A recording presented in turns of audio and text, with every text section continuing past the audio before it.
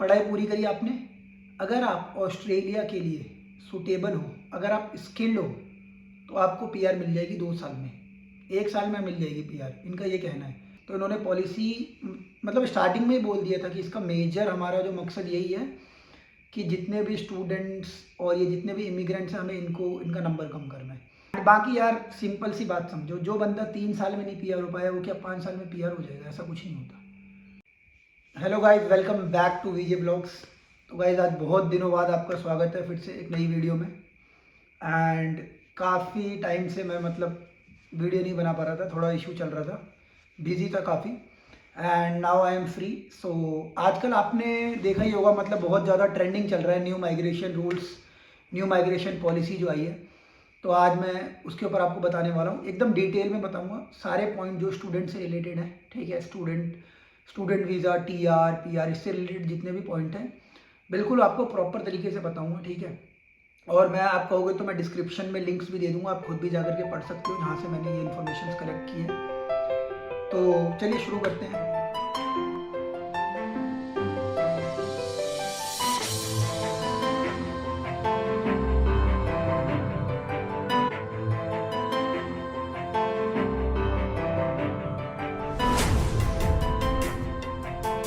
हाँ जी, तो गाइस देखिए, पहले पॉइंट की बात करें, जो सबसे इम्पोर्टेंट फर्स्ट पॉइंट ये है कि इन्होंने क्या करा है, whether you are coming as a student और अगर आप स्टूडेंट के बाद टीआर के लिए अप्लाई करते हो तो आपको आइल्स या पीटी एग्ज़ाम देना होता है, जिसमें कि आपको सर्टेन बैंड्स लाने होते हैं। तो भले ही आइल्स हो या पीटी हो, आइल्स में अब इन्होंने ये करा है फॉर ए स्टूडेंट वीज़ा, जो पहले रिक्वायरमेंट थी उससे उन्होंने 0.5 बढ़ा दिया है। Same they have done for the TR. अगर आप पढ़ाई के बाद टीआर के लिए अप्लाई करते हो तो आपको मिनिमम 6.5 बैंड लाने हैं, जब भी आपको टीआर मिलेगी। ईच सब्जेक्ट्स में ईच सेक्शन में आपके 6 होनी चाहिए एंड ओवरऑल 6.5 अबव होनी चाहिए। तो सबसे इम्पोर्टेंट तो इन्होंने आइल्स का रिक्वायरमेंट चेंज कर दिया है, क्योंकि यार अब ऑस्ट्रेलिया आ रहे हो, ठीक है, और यहाँ पे अगर आप आ रहे हो, अगर आपकी इंग्लिश अच्छी नहीं है तो कोई सेंस ही नहीं बनता ना आपको वीज़ा देने का या आने का। इसीलिए इन्होंने इस स्ट्रिक्टनेस को बढ़ाया है। और बाकी सब कुछ के पीछे ना जितने भी चेंजेस करें, सबसे मेन रीज़न यही है कि इनको जो इमिग्रेंट्स इनटेक है ना, इसे कम करने हैं। प्री कोविड यहाँ पे जो स्टूडेंट्स जितने भी इमिग्रेंट्स आते थे, इनका जो नंबर था रफली अराउंड 2,50,000 की रेंज में रहता था। बट कोविड के टाइम पे बॉर्डर्स हो गए थे बंद, तो इन्होंने वीज़ा वगैरह सब बिल्कुल आने बंदे हो गए थे कम, तो इस वजह से यहाँ पे शॉर्टेज हो गई थी। फिर उन्होंने आफ्टर कोविड, पोस्ट कोविड एकदम से ही इन्फ्लक्स बहुत ज़्यादा बढ़ गया स्टूडेंट्स का, इमिग्रेंट्स का, तो वो नंबर 5,10,000 को क्रॉस कर गया था। अभी जो पॉलिसी आई है, इस पॉलिसी में इन्होंने ये चीज़ सारे नंबर्स भी दिए, तो मैं स्क्रीनशॉट दे दूंगा, आप देख लेना। तो अब इन्होंने क्या बोला है कि वो जो नंबर 5,10,000 चला गया था ना, इसको फिर से हमें प्री कोविड लेवल पे लेके जाना है, जिसके लिए ऑस्ट्रेलिया नॉर्मली यहाँ पे जो ट्रेंड था, नॉर्मली जो चलता था पिछले 15-20 सालों से, तो वही 2.5 लाख के आसपास जो नंबर था इनका, उस नंबर पे इन्हें ले जाना है फिर से।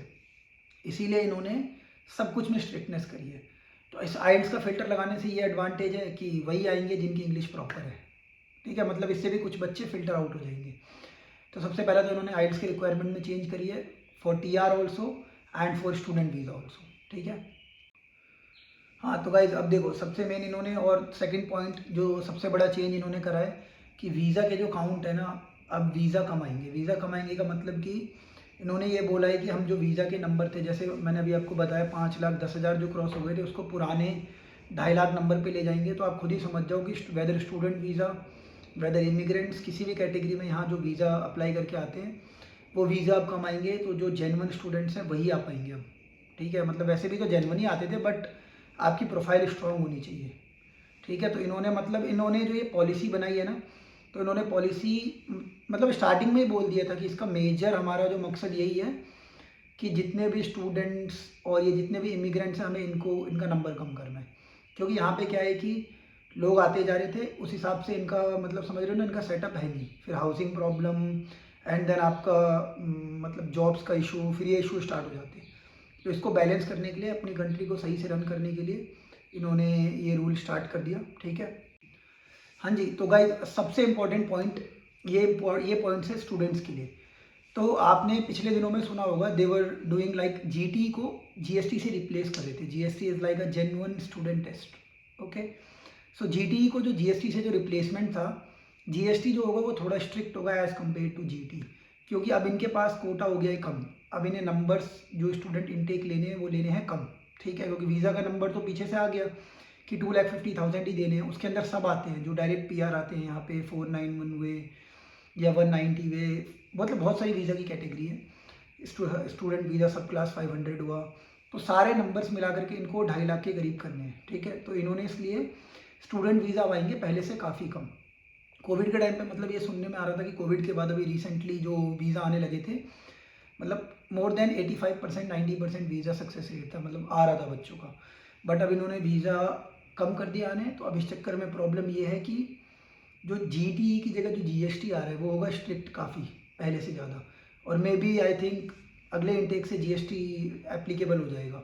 अभी इसकी पूरी डिटेल आई नहीं है, क्योंकि ये जितने भी चेंजेस हैं ना ये सब पॉलिसी है जो पार्लियामेंट में भी डिस्कस हुई है। अभी पार्लियामेंट में डिस्कशन के बाद जब ये बिल पास हो जाएगा देन ये रूल बन जाएगा, तो may be next July intake से ये रूल बन जाएगा। बट वीज़ा का जो ट्रेंड है ना वो थोड़ा अप डाउन ही जाएगा, ठीक है। तो इसीलिए इन्होंने मतलब जो जीएसटी है, जीएसटी में स्ट्रिक्टनेस बढ़ जाएगी, एप्लीकेशंस और अच्छे से चेक होंगी, तो इसीलिए आप लोगों को और मतलब केयरफुल रहना है, मतलब जो भी डॉक्यूमेंट्स है प्रॉपर लगाओ। अगले पॉइंट की बात करें तो अगला पॉइंट ये है कि जो फंड्स हम शो करते थे ना, अब फंड्स भी पहले से ज़्यादा दिखाने पड़ेंगे, क्योंकि अब देखो जीएसटी में जब स्ट्रिक्टनेस बढ़ा रहे हैं, ठीक है, उसके अलावा कॉस्ट ऑफ लिविंग भी बढ़ गई है। और सबसे इंपॉर्टेंट चीज़ यार, यूनी की फ़ीस बढ़ गई है। हमारी यूनी की भी 7.3% फीस, मतलब 7% के करीब अभी बढ़ी है रिसेंटली इस सेमेस्टर से।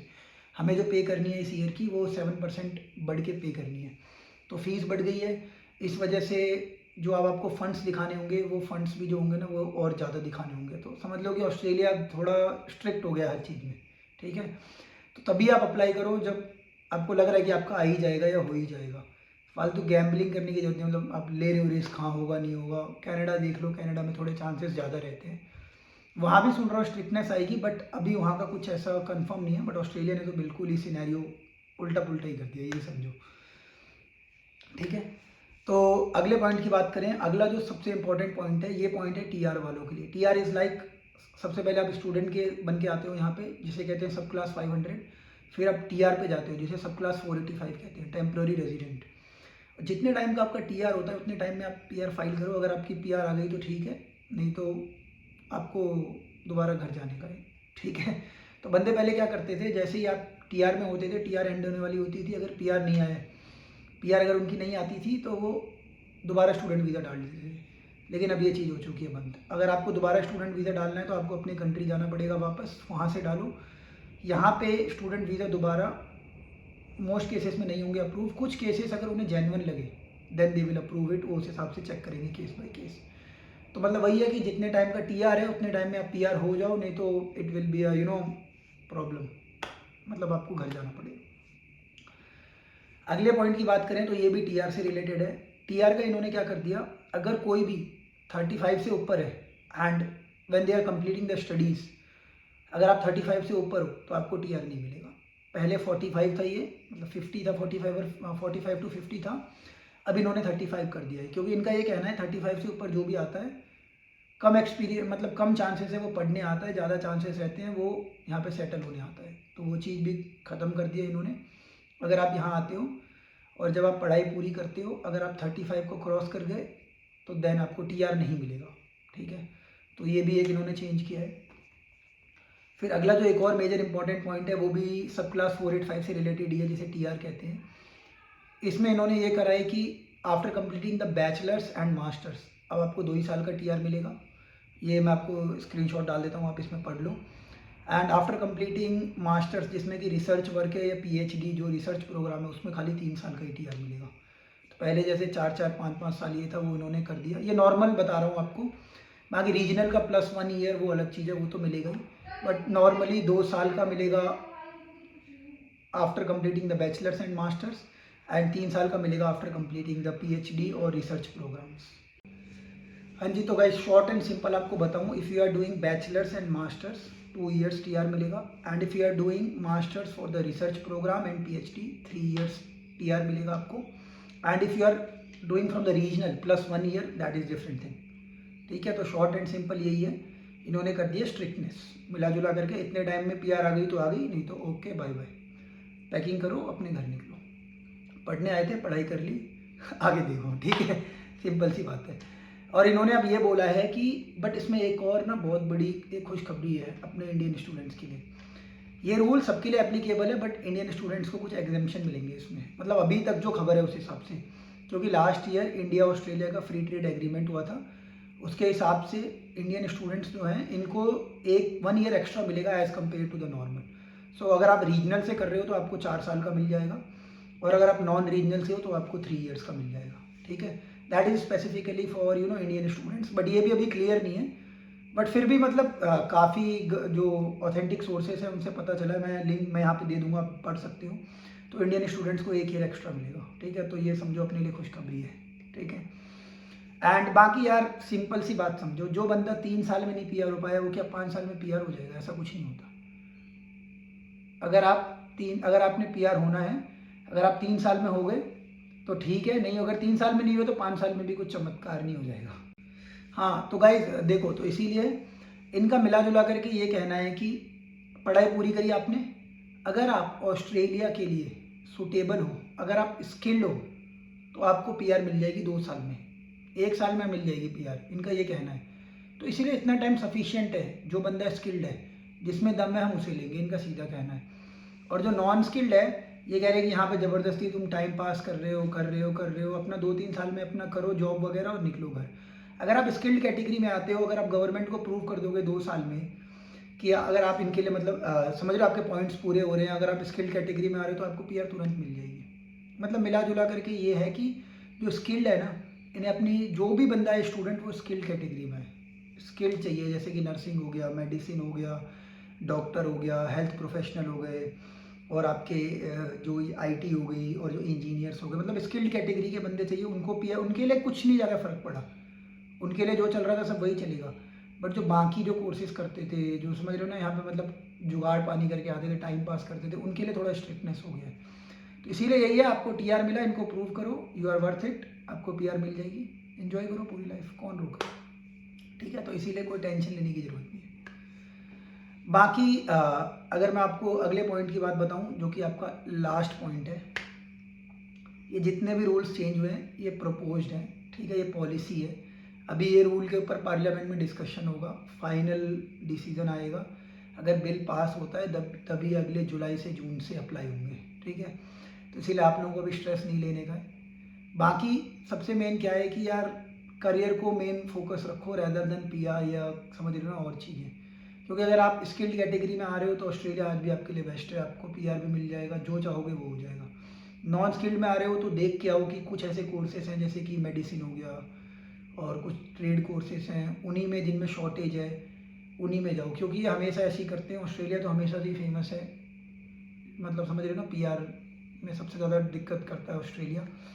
तो ये सब चीज़ें देख करके आओ, प्रॉपर स्टूडेंट वीज़ा लगाओ, यहाँ के कोर्स वगैरह मत चेंज करो, जो पढ़ने आ रहे हो उसमें पढ़ाई करो, अपना स्किल असेसमेंट वगैरह जो भी अपने पॉइंट्स पूरे करो, आराम से फाइल लगाओ, तुरंत पीआर मिल जाएगी। पढ़ाई करने आए हो उतने उस टाइम पढ़ाई करो, और जो रूल्स जो चेंज हुए हैं ना ये सबके लिए हुए, आप ही के लिए नहीं हुए। तो थोड़ा है, बट ये है कि आप थोड़ा फोकस अपने काम पे लगा दो तो सब हो जाएगा, ठीक है। बाकी स्टूडेंट जो भी वहाँ से अप्लाई कर रहे हैं ऑफशोर से, इंडिया से, सब कॉन्टिनेंट कंट्री से, उनको मैं यही कहना चाहूँगा कि भाई डॉक्यूमेंट्स जेन्युइन रखो, क्योंकि वीज़ा 50-60% रेशियो हो जाएगा पहले की तरह, तो रिजेक्शन बहुत आएगा वीज़ा में, तो वो अवॉइड करो कि आपका रिजेक्शन आए, अपना केस स्ट्रॉन्ग बनाओ देन अप्लाई करो, ठीक है। तो बाकी इसी नोट के साथ वीडियो को मैं एंड करता हूँ, और अगर आप लोगों को कोई भी डाउट है, कुछ भी क्वेश्चन है, तो आप नीचे कमेंट करो, I will get back to you. और आप टेलीग्राम ग्रुप ज्वाइन कर सकते हो, मैंने लिंक दे रखा है, ठीक है।